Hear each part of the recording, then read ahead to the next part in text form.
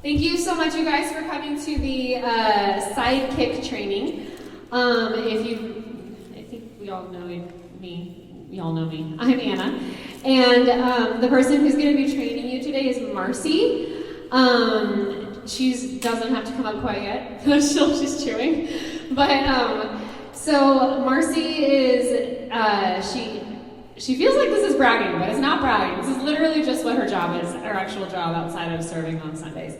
She is an occupational therapist for kids with special needs who are preschool age through early childhood, so like that age range. I think she's worked with all sorts of different ages, but like the training that you're going to get today is her job. So you're actually going to be learning from a professional. And I am very thankful for her, and she's taught me almost everything I know, and so I'm excited for you guys to learn from her what she has taught me.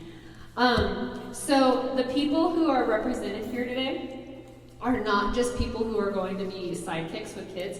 Some of you guys are going to be serving as sidekicks, and so we're here to train and equip you guys so that you feel more ready. And you have a good start and a good base to work with before you start serving with kids who have special needs. But there are also volunteers in kids ministry here who are just teachers or serve with kids, which is great because everything that you learn in this training can be applied not just in kids ministry. You could apply it to your own life every single day. So that's been really fun for me as I've learned the things that I've learned, oh, that thing that I learned, this is one of those moments, or it's really cool. But then there are also J-High leaders who are here today because the Lord is bringing more kids with special needs into J-High. So the training today is going to be geared with kids ministry in mind, but all of these tools, like I said, they can be applied to any age, any area of your life. It's super duper helpful. Every single day. So, it's a great training for everybody. All right. Hey y'all. I'm Marcy. We haven't met. So, as Anna said, I help with kids ministry. Specifically, I'm a coordinator.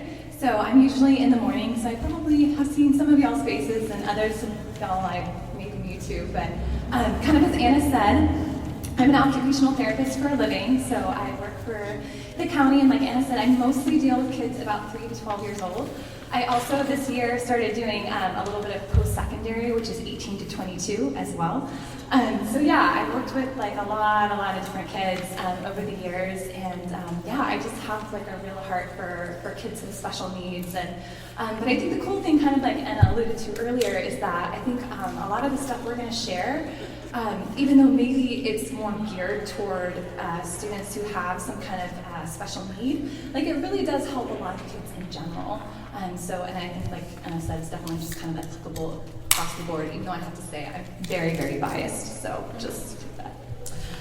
Okay, so in terms of just kind of starting, so I want to start with kind of a hypothetical situation, and we're going to kind of go into that a little bit deeper as we talk, but again, a lot of y'all are in kids ministry, so if you're in a classroom and you're with a student who is trying to bite other kids, they're trying to kick things they shouldn't, like kick over the chair or move the table, or they are just really, you feel just cannot settle down. We're going to kind of be going through the scenario and some stuff that we can kind of do to help them, but kind of keep that in the back of your head. This is some of the kids that we're dealing with, and I think if some of y'all are middle school, right? Middle school? Okay, teen. Okay, nice. So I think one of the things to keep in mind across the board with kids with special needs is that sometimes we think that kids are going to outgrow this stuff, and that they should kind of be past it. That's not necessarily true. I think we're going to kind of talk about it a little bit more as we get into it, but all of us have sensory needs, myself included. So it's not just our students that we work with who have like different needs. And a lot of those things that I told you in that scenario about like kicking and biting and running around, a lot of those have to do with sensory needs and different things that our body needs in order to be able to focus and attend and to be able to, kind of self-regulate.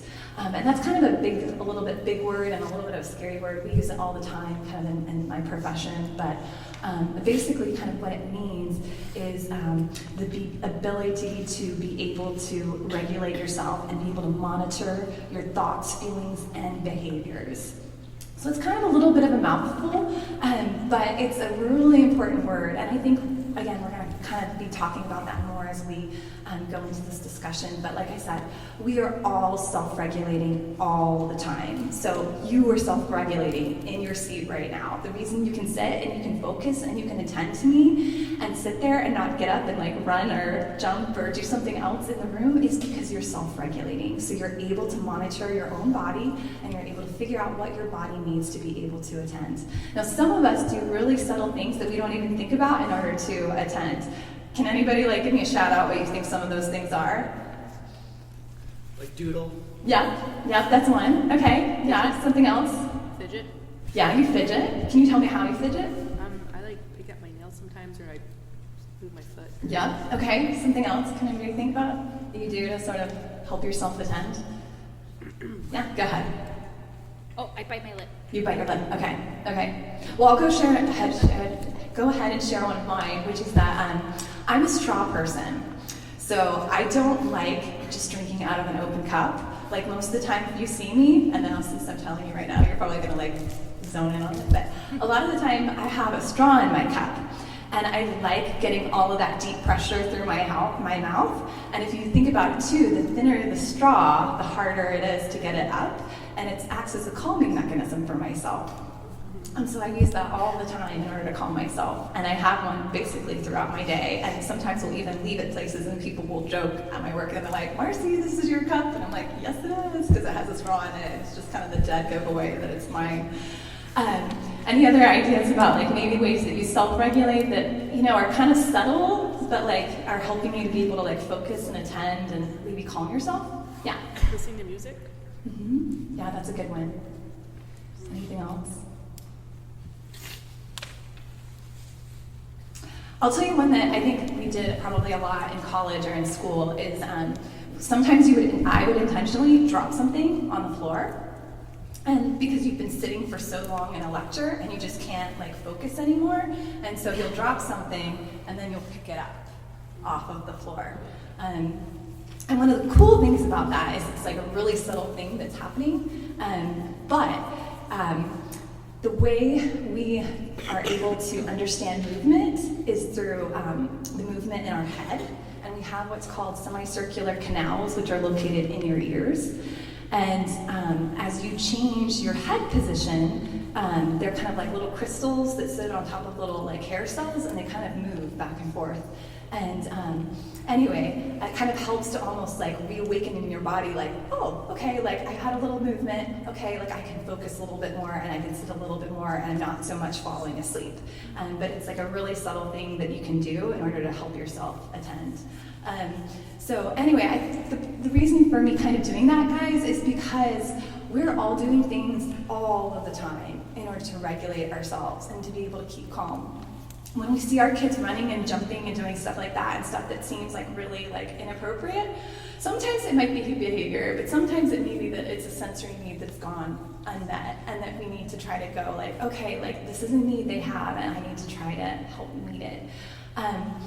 Okay, sorry, I kind of went off my notes, and so now I'm going to try to veer back as much as I can.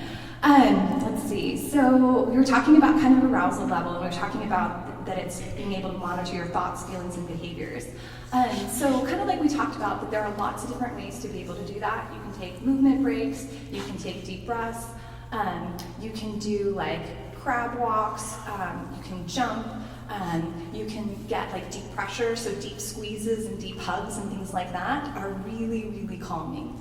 So what they call that is proprioceptive input, which is another big word, I'm sorry. But basically it's like the contraction of the muscles. So if you think about like a rubber band, right? That you stretch it and then you bring it back, right? That's kind of like the contraction of the muscles, right? And then like that muscle contraction, like for a lot of kids, it can happen in PE.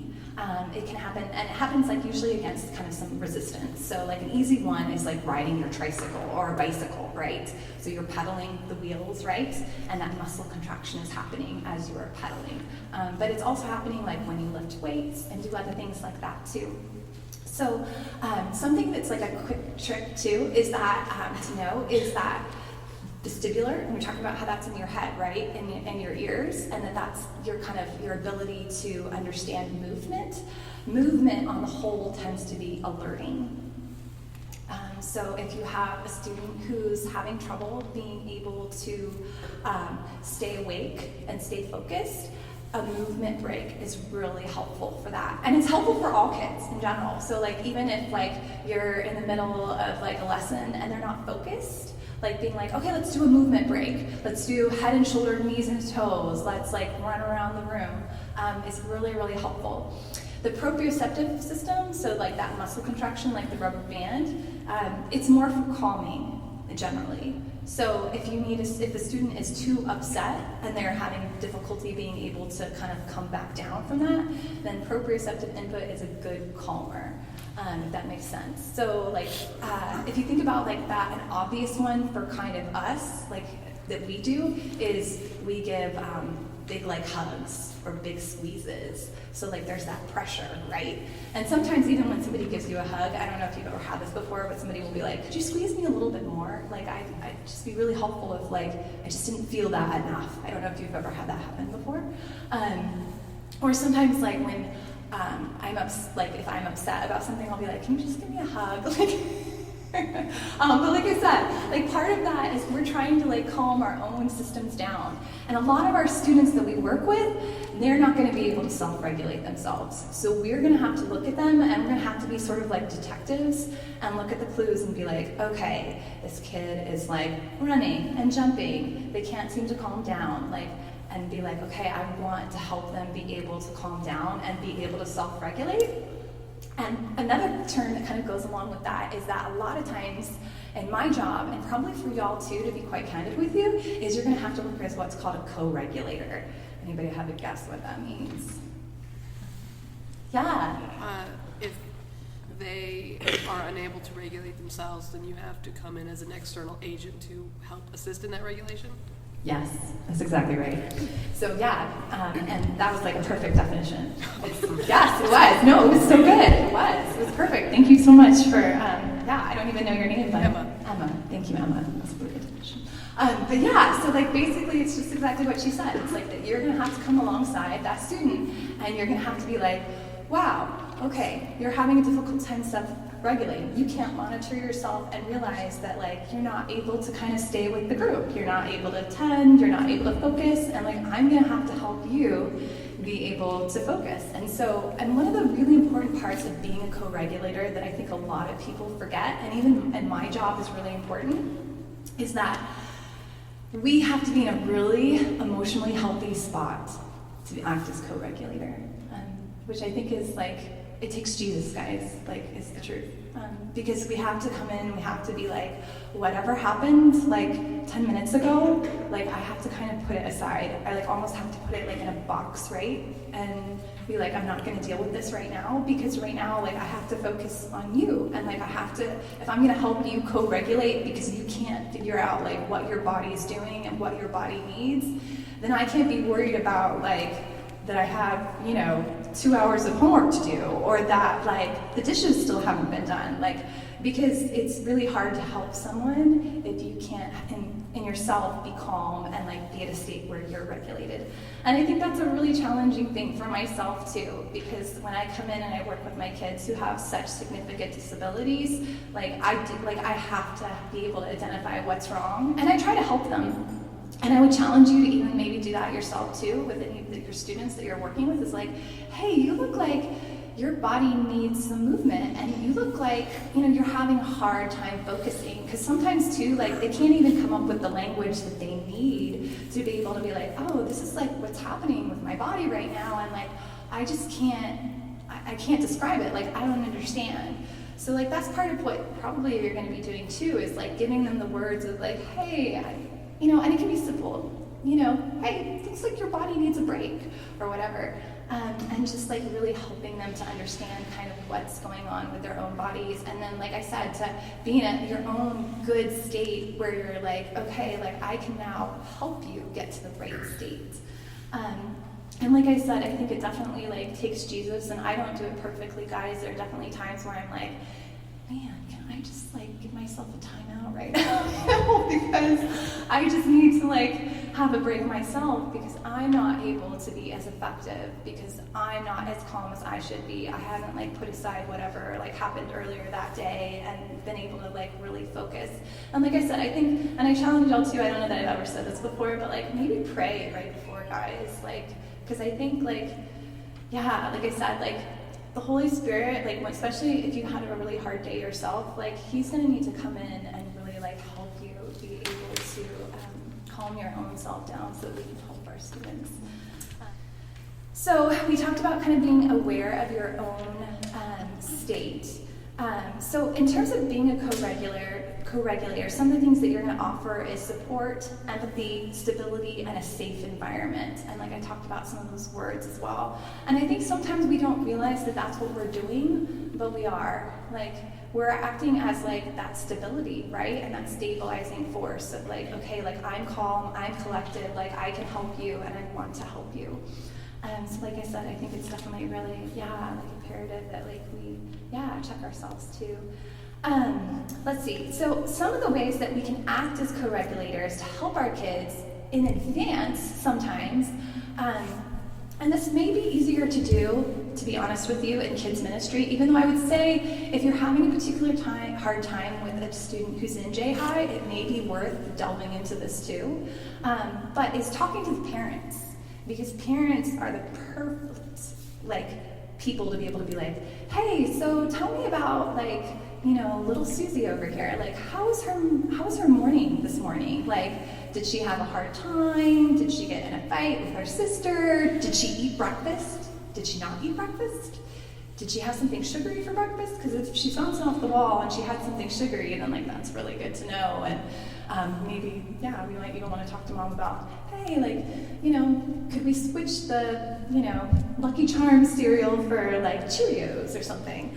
But just being aware that all of these things are gonna like impact our kids, and especially I think those kids who already have some of those difficulties, with attending and focusing, what they eat and how they slept and like their emotions that occurred just before whatever it is that's happening next, that really, really matters a lot of times.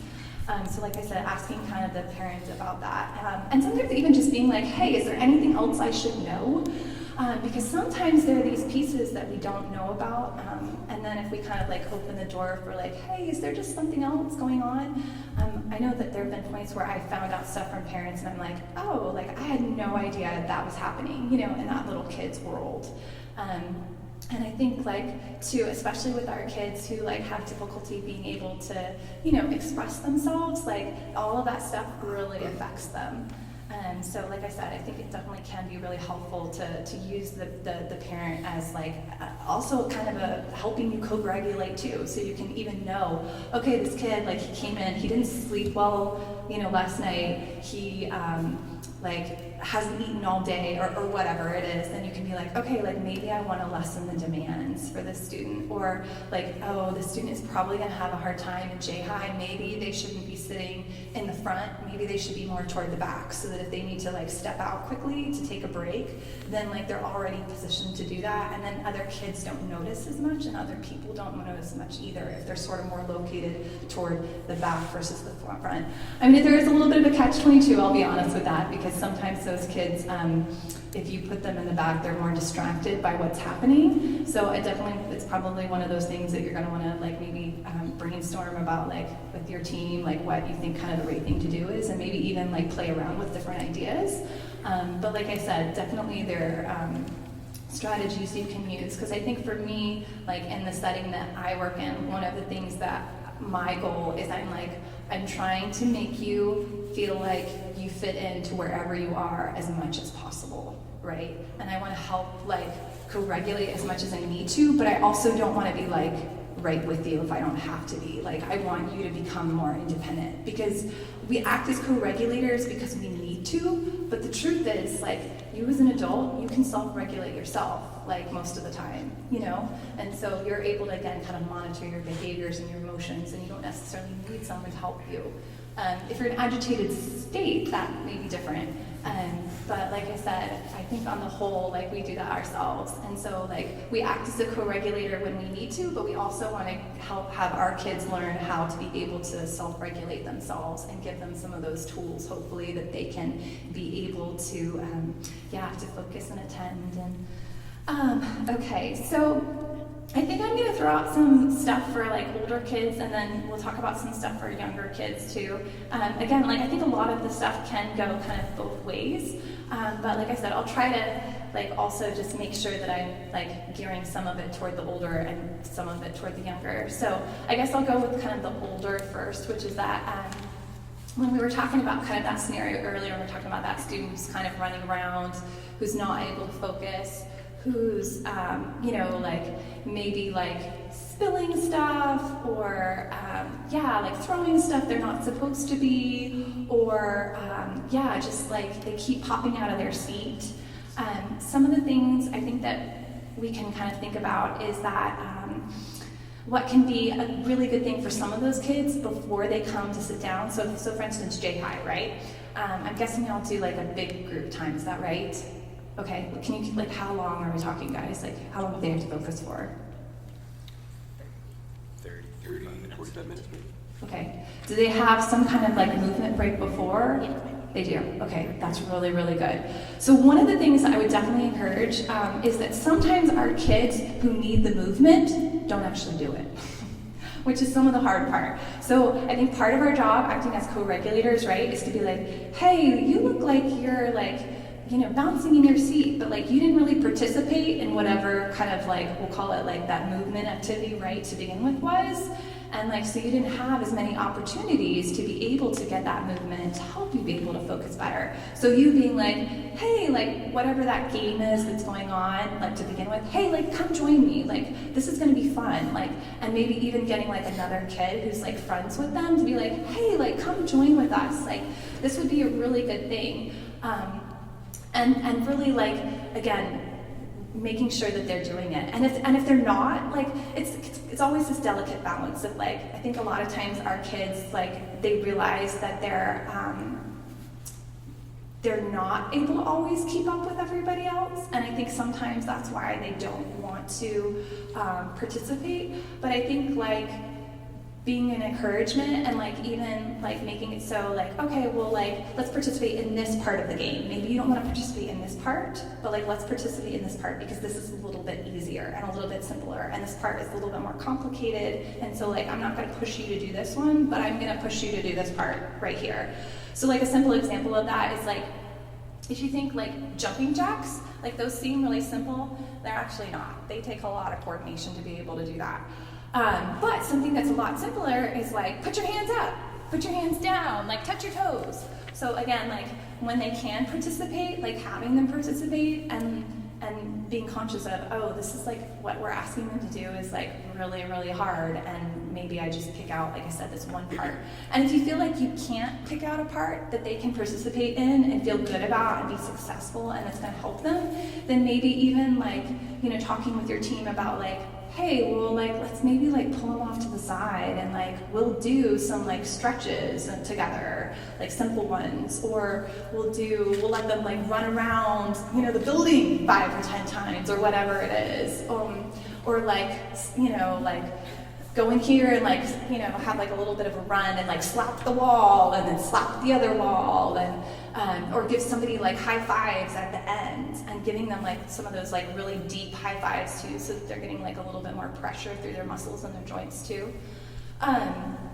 But yeah, just wanting to give them as many opportunities as we can for them to move and to get that chance to be able to do it. And like I said, the realization that like, you know, I think those kiddos too, like to be honest with you, especially if they're higher functioning, they get embarrassed really easily, because I think a lot of them know that they cannot do everything like everyone else can. And that's embarrassing. And even as adults, like to be quite candid with you, so myself included.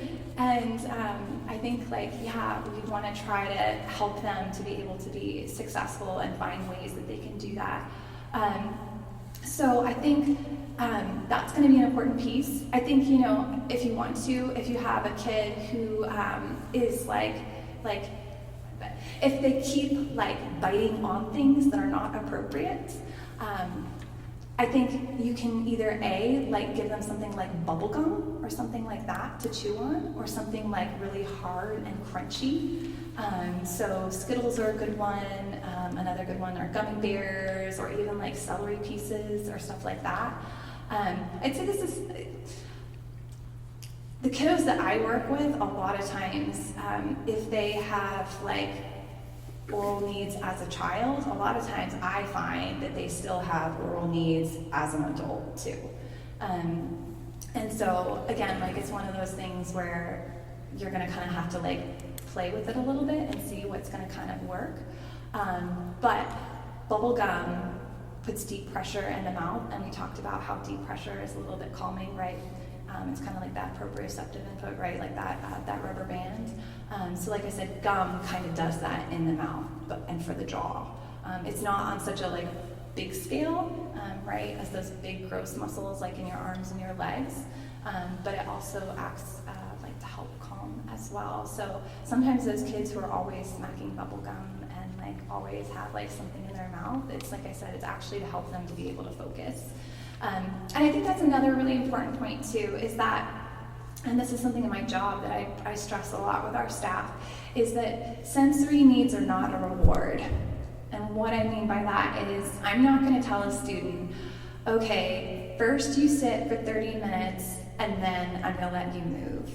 So, because that would be a reward, right? So I'm like, okay, well you need to sit well, and then I'm going to give your movement. No, it's actually the exact opposite.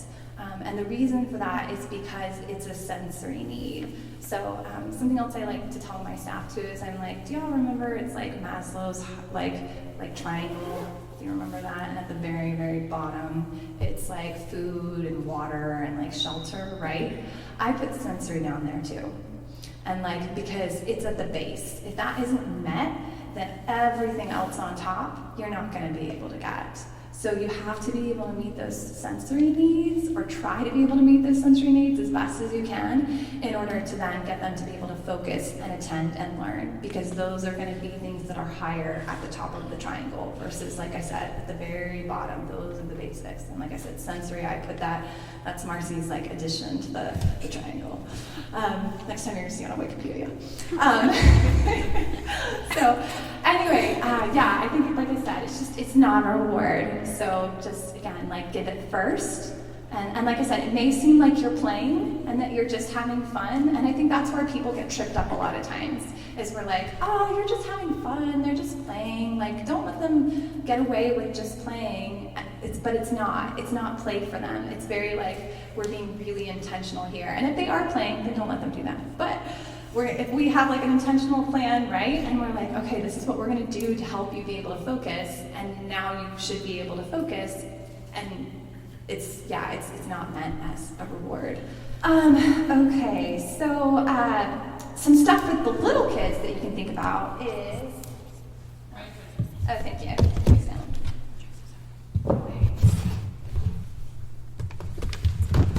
So Anna has these awesome boxes, and I also challenge y'all too, as J-High, to think about like maybe you want to have a box too with some stuff in it. Y'all might want to think through what's in that box. It may be bubblegum for a student. It may be yeah, like we can, if at some point you want me to come and like just brainstorm with y'all about like a specific student, we can do that. But yeah, you may want to have stuff on hand to begin with, so that in a box that's ready for that student. Because this is something I say to my staff all the time too, which is I'm like, guys, let's try to be like proactive and not reactive. So what I mean by that is like, I want you to get ahead of it, right? So I'm like, okay, I think the student is going to have a really hard time sitting during math. So what we're going to do first is we're going to go outside, and I'm going to let them on the swing, and we're going to swing for 5 minutes, and then I'm going to give them 10 high fives, really hard ones, and then we're going to sit back down. And like I said, it's again kind of this idea of like, let's get in front of this. Let's know what the needs are to begin with, and like let's have a plan so that when we start, we're trying to set them up for success. Because I think, again, kind of going back to that idea of co-regulation, like we're helping them to be successful. And so part of that too is us having a plan. And I know that can seem daunting sometimes for the people who are not planners, and I understand that. But yeah, I think that like if we can have a plan, it's definitely really helpful. So one of the things that's super helpful, and you know, this is more meant for little kids, but there may be a way that you could even like I would even just verbally tell it maybe to like an older student if you feel like that this is going to help them, which is called the first then. So you can see that there are kind of some different pictures here, and then you can see Anna made this cool like board, and on it, I mean, this is stuff, guys, for kids ministry, so I'm sorry, it's very kind of specific, it's not for J-High, but if you wanted to do something that was more like off of this, with it maybe not even having the pictures, but first then is a very powerful thing. Because I think some of the things too is that when you have a student who has difficulty processing information, who has difficulty processing emotions, that a lot of words can be overwhelming, especially if they're already in like an elevated state.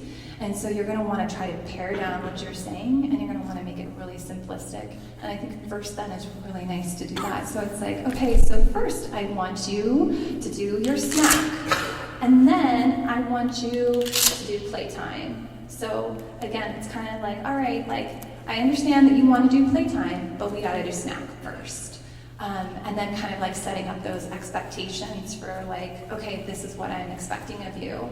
And I think that's really, really helpful. And like I said, maybe even for J-High, it may be the kind of thing where you're like, you know, if you know that they have a hard time with big group, being like, okay, well, we're going to do big group first, but then when we're done, we can run around the building, or not run around the building, we can, I don't know, if there's something like preferred that they like, we can, I don't know, trade Pokemon cards. I have no idea, guys.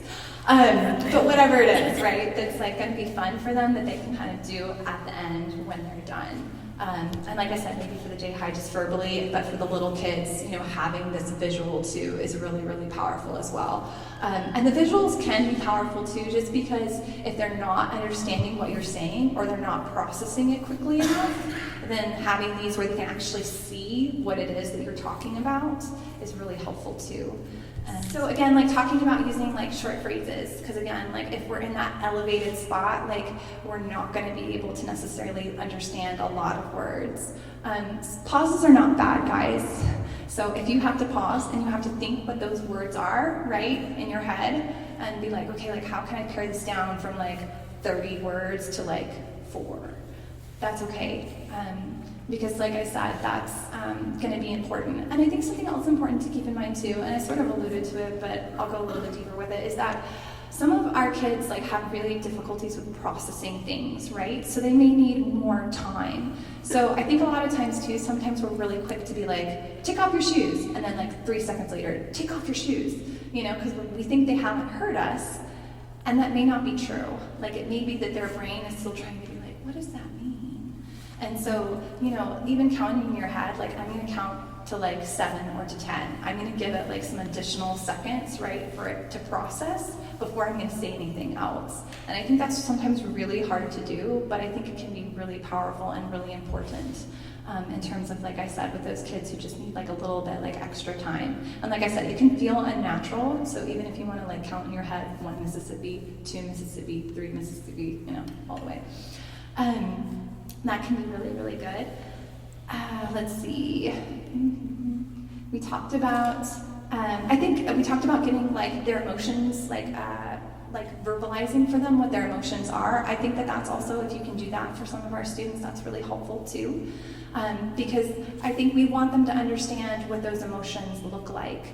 So even something like, you look upset because I can see you stamping your foot and shaking your head at me, and like, I know that you're upset. And so they may not be able to make that connection, but we're trying to make the connection for them if we can, which is very powerful.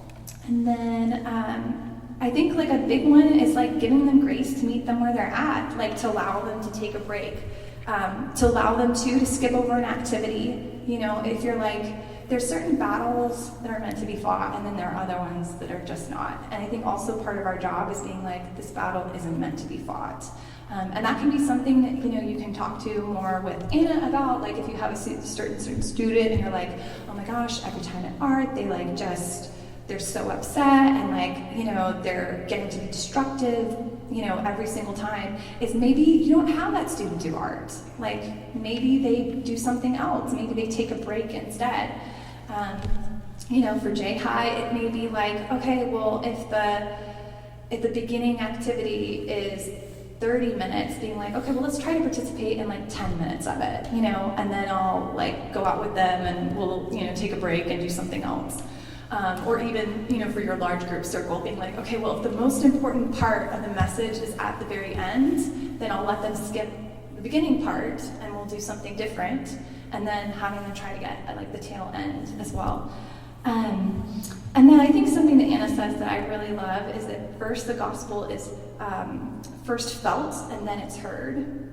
And I think that that's really important with the kids that we're talking about too, is that like obviously we're all here because like we love Jesus and we want to share Jesus with them and we want Jesus to be real to them. But like our words are going to kind of be meaningless if like we don't have like love for them and like we're not trying to like support them, which I know we're all doing. But like I said, I think, yeah, just kind of like remembering that like, yeah, we're here to like share the gospel with them, and part of that is through them feeling loved and feeling met where they're at. And like I said, you know, I think sometimes we do have like a structure and we try to follow that as best as we can. But yeah, sometimes the realization is that like that structure sometimes has to be changed in order to fit them and to be able to make them feel more successful and to feel more loved and seen by you and see kind of the gospel in action, which I think is, yeah, what we definitely want. So going back to the kind of the beginning scenario, just running through some stuff, and we sort of already did this, but just to kind of make sure that I'm connecting all the dots. So if you have a student who's trying to bite another child, something that you can use with that child is a chewy, if they're little. So Anna has some chewies that she's bought. Is it in the box? Oh, thank you. She's so on top of it, guys. All right, so we have like a chewy right here. So the cool thing about this chewy, you can see, is that it kind of just looks like a necklace, really. But you can see on the back that there's kind of some bumpy parts, and it's been specifically made to go in the mouth. So don't be like worried about like that this is some kind of random toy that like, you know, your child can't be biting on. But no, this is specifically actually meant to go in the mouth. And like I said, the cool thing about it is it just kind of looks like a toy. And it also has kind of this breakaway piece right here, which is really nice too, so that yeah, it can easily come off and not choke them, which is really nice as well. So this is like definitely a great strategy for some of those little kids who are trying to bite other children that they shouldn't be biting. And, you know, again, kind of looks somewhat typical, like it just sort of could be a necklace, which, like I said, I absolutely love.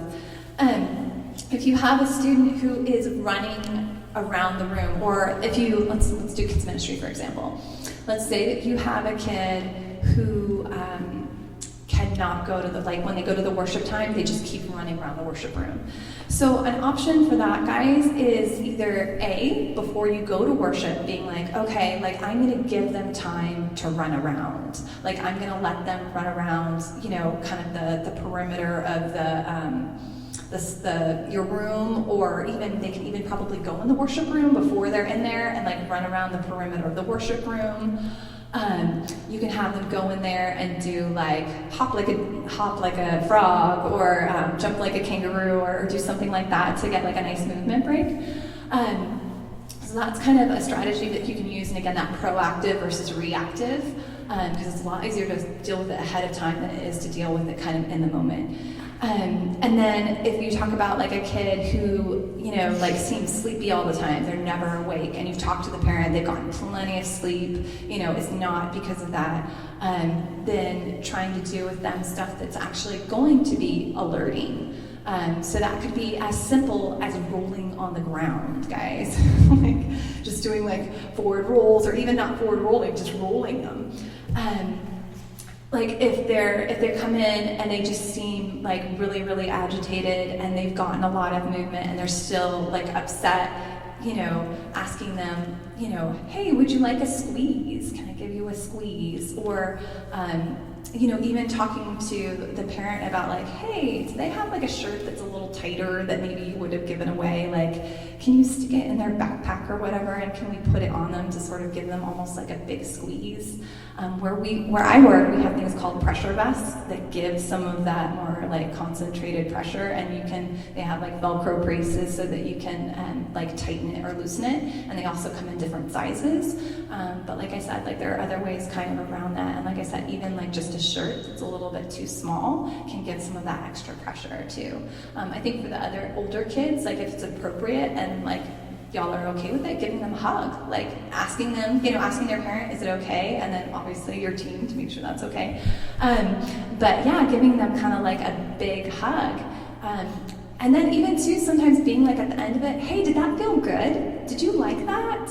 And kind of getting them to also kind of, again, process some of that. Oh, that did feel good. I did like that. Like, it does make me feel better. And even sometimes complimenting them too, like, hey, you sat so well today, you know, during J-High group. Like, I wonder if that, like, really, like, us running together first and then getting that really big squeeze, I wonder if that helped you, like, because it seems like you sat better than you've ever sat before. And again, trying to help, like, make those connections for them of, like, yeah, this helped your body and you did so much better, and, like, I saw it and I want to, like, compliment you on it. So one of the things, sorry, last one, I promise, is like headphones. These are also really helpful too. Some of our kids are auditorily really sensitive to noises. So sometimes if you don't know if that's the case or not, some like helpful question to ask parents is be like, hey, do you notice, does your student get really upset when the toilet gets flushed? Do they get upset when like an ambulance goes by? If you turn on the vacuum cleaner, is that like really like upsetting them? Do they have to like run to the other room and like maybe they cover their ears? Because some of our kids, like some of them are really sensitive to noise and to touch too. That's another one too, guys. Is that some of people, you'll notice, like we kind of all have our space bubble, right? So that perimeter around us, right, that we kind of want. Especially if you're not like in our safe zone, right? Like you're not a friend, or you're not like a relative, or you're not like a boyfriend or girlfriend. Well, sometimes kids who have more like tactile sensitivities, they need increased amount of space in order to feel safe. And sometimes too, on top of it, if you're gonna break that, like what you believe is like the safe space, asking them and being like, hey, is it okay if I like, you seem upset, I'd really like to give you a hug, but like I don't wanna like upset you, and then like letting them sort of tell you whether that's okay or not okay for their body. Because I think sometimes what happens, and I'm guilty of this too, guys, is that I just want to do what comes naturally to me. And so it's like, oh, you're having a hard day, I want to like come give you like a hug. But like that may not be calming for them. That may actually do the opposite. So yeah, just kind of like delving in a little bit deeper of like, okay, like what does help you? What does keep you calm? Like what does make you feel in control of your like emotions and all of those, and your environment. So I think I'm really done now. Do y'all have any questions? Sometimes some of these kids have, like if they're at school, they have like an IEP. Yeah. I mean, can we have like not like an IEP, but can we have like a form just in case, like, I know there's a lot of confidentiality and I get that, but at the same time, we're kind of guessing sometimes if we have a new teacher, we have someone there, you know, Becca wants to walk around the room holding crayons, and this is okay, she can do this. I mean, some of us have been working with the younger kids for a long time, we already know, but I just wondering, but I know there's confidentiality, so. Yeah, so there is, at Mission Church, they have this really cool tool where when a parent signs up for their, for their kid to come to kids ministry, checking it in, one of the questions that they have is does your child have special needs? Whatever that may be. And then, if they do, then there's a form that the parent fills out so that, whoever is serving with that kid knows okay, these are the things that things that you wouldn't even normally ask. They're those questions that you would ask the parent when they come into the class that Marcy was talking about. What do they have for breakfast today? Or what do they love? What do they not love? What just with life and things in general. Yeah. Because that will make it easier for whoever's serving with them. Yeah. Now that is not something that we have adopted, but it is something that we could adopt. We would just have to figure out the logistics of it. Maybe keeping it in our room with our badges, and if I'm coming in that day, somebody had a great idea from last Sunday that worked really well, and then I can look at that. Totally. Yeah. Yeah. That's definitely something we could work towards. Not something we can have next week. No. But we could definitely do something like that. And it's going to be easier on paper. Yeah. And as they move into youth ministry too, Then we could pass it off. Yeah. we're just experiencing that right now, kind of again with kids coming into youth from kids, and obviously Anna and I work together, so we're able to talk and download in terms of things we could try or things that we can, because the way you deal with it in youth is just different. Kids become aware of what the Differences. other kids in the room are doing and stuff, so you can't offer them a necklace, shoes, for example. Yeah. They're definitely not cool. But so trying to find ways of. What do you mean, Billy? But it's been it'd be really nice to be able to have some more information and more things that work with the class. I think that's a good idea. Going off of that, because I used to help with kids with some of the kids, and now I do it with junior high. I noticed that the first this, then that is really, really helpful with the kids. Even the kids who don't Need it. Yeah. really. Mm-hmm. I've noticed that it's been extremely helpful, and then they actually come up to me and ask me what's next, and that it's very helpful for them to. No, I think it's, I think It's really helpful. your comment is, yes, I'm in total agreement with that. And I think that, I think we tend to, especially as adults, use a lot of words, especially women. We just have a lot of words. And that can be good at points, and at other points it can be perhaps a hindrance. And I think, like you said, I think when you have an important message that you want to articulate, that you really need them to listen to, using only a few words or using the first then can be very, very helpful, regardless of whether that student actually needs it or not. But just getting them to focus on here are the very salient points of what I'm about to say. First you can have to do this, and then you can do that. So yeah, I'm in agreement. Well, I was just going to piggyback off of that. Yeah, please do. It's that specific technique, but a lot of the things I just want to extend my appreciation.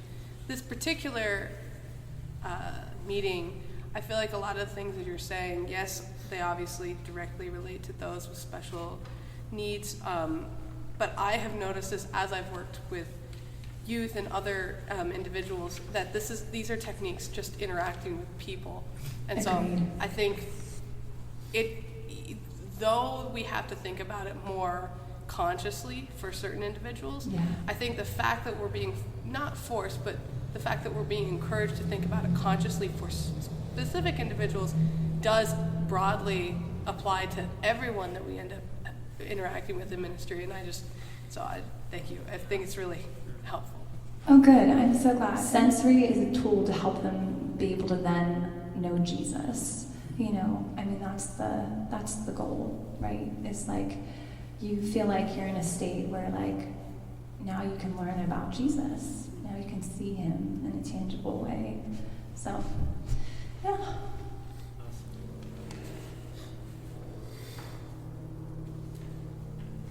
Well, thank you. I really appreciate it. And thanks for guys for coming and like sitting for such a long time and listening to me, and for your sensory systems obviously working very well. So congratulations.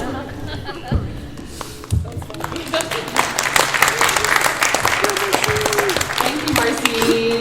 Okay, so just to reiterate specifically where kids ministry is concerned, the first men tool is like golden, and it doesn't matter if your child or your class like has special needs, especially for like second grade and younger, even third grade and younger. Like if you are a teacher in a class, like I highly encourage you just to like, there's one in your class somewhere, just pull it out. It's in the little counter area, and just like use it, because kids are like, wait, what's next? Like they're honed in, like what am I looking at? And you like gather their attention, and it helps them focus. It's really, really incredible. Another thing that Marcy once taught, and she kind of touched on it, but I just wanted to reiterate is, it's kind of random, but like movement. A child isn't moving, quote, moving, unless their head is leaving the current plane that they're in. So that means if you're like clapping your hands, the kid is not moving. If you're doing like head, shoulders, knees, and toes, the kid is moving. So if your child needs to move, they need to get their wiggles out. Don't just like stay in one spot. You have to like actually move their head from the current plane it is in. That's one random thing that she taught me. Yes, and they're different planes, guys. So like the more you can get them to like go side to side, or like backwards and forwards. Yeah, or up and down, like side, back, forward, up and down, yeah. So that's a little tip. And then like also, a lot of these things I also apply a lot of this stuff to the babies. So like a toddler is not moving unless their head is moving through space. Toddlers can't speak, but they know what you're saying. So you can slow down and say, first, this, whatever that is, then that. And every single time I'll repeat it like 2 or 3 times really slowly to like toddlers, and they go, okay, and they like turn and walk away. Like, okay, it's not time for my mom. I can stop crying because I first get to play. First play, then mom. And they're like, and then I say it again, and then they're like, okay. Like they just know what to expect. And so anyway, this stuff, like you said, Emma, it can be used like babies all the way up to like anybody. So, and that's it, you guys. Thank you so much for coming. We hope this was really beneficial. We hope you like learned something and got some tools, and yeah, can't wait to co-labor with you guys in this.